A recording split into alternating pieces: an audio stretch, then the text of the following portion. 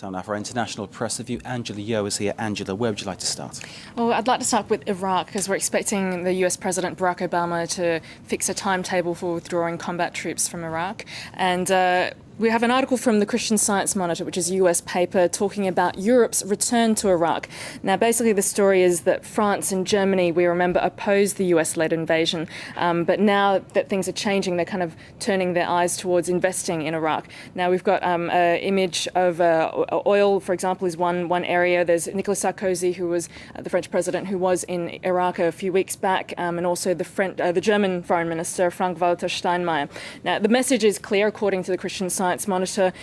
Basically, as the danger subsides and as the US scales back the conflict in Iraq, Europe is supposed to move in quickly with money and know-how to rebuild everything. So Germany, for example, training police and teachers, France re-establishing ties with the oil industry, and basically encouraging businesses to see opportunities to invest. Okay, Sarkozy tends to see those opportunities and make those kind of deals to France's advantage, so no surprise to see him there glad-handing with the hobnobs in Iraq. There is, and there are problems in Iraq, but there are even bigger problems, of course, in Afghanistan, and that's the next article, New York Times, a blog about Iraq seen through the prism of Afghanistan. Basically, we've talked about all that money going into Iraq in the future, and also in the past. Basically, aid workers in Afghanistan call the war in Iraq the so-called tragedy that drew attention and funds away, troops away from Afghanistan. And basically, the question is, what if the Americans hadn't invaded Iraq, and would there be so many problems in Afghanistan today? Okay, what's next? Next is an article from the Sydney Morning Herald, which is an Australian paper about technology and Facebook taking ads for a get-rich-quick scam. Now, those sort of things still do work. Dodgy stuff, this, Angela. Tell us all about it. I guess people are still looking to make a quick buck these days. That picture there of someone standing next to his Ferrari that he supposedly bought by joining a scheme where you can make tens of thousands of dollars by posting ad links under a Google advertising program. Now, Google has said it's got nothing to do with this scam. And the question that comes up is Facebook really vetting the ads that it puts up? And it does say that it relies on users to report any abuses, but it seems that there are still problems there. So you've got to keep an eye out as to what you really believe when what you see online. Internet security, big issue. Okay, your next item is tagged First Dog.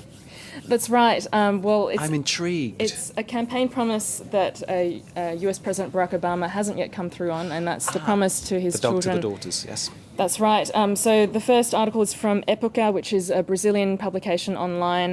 They talk about this People magazine interview that's making headlines in a few different newspapers today, about an interview with Michelle Obama, the First Lady, saying that they've chosen the breed of the dog, which is a Portuguese water dog, and you see a photo of it there. That is also making headlines, as you can imagine. It's like a big poodle.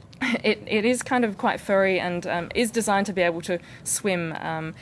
As you'll see in the next article, Diário de Notícias, which is a Portuguese paper, saying that they're very happy about this news because they see it as having an ambassador in Washington.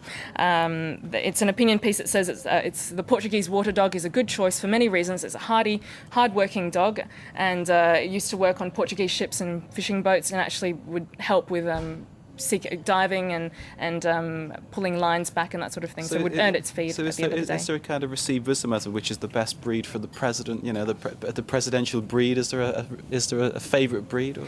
Well, there is a little article to finish off in the Boston Globe, looking back at all the different presidential dogs that have lived at the White House, and so you can see. Well, one of them's cute anyway. I like the one with the big ears. There we go. Anyway, so Angela. Man's Best Friend, important choice perhaps. Great. Okay, well, it's time for us to wag our tails and move on. Thank you very much. That was the press review with Angela. You're watching for us on Cat. Stay with us.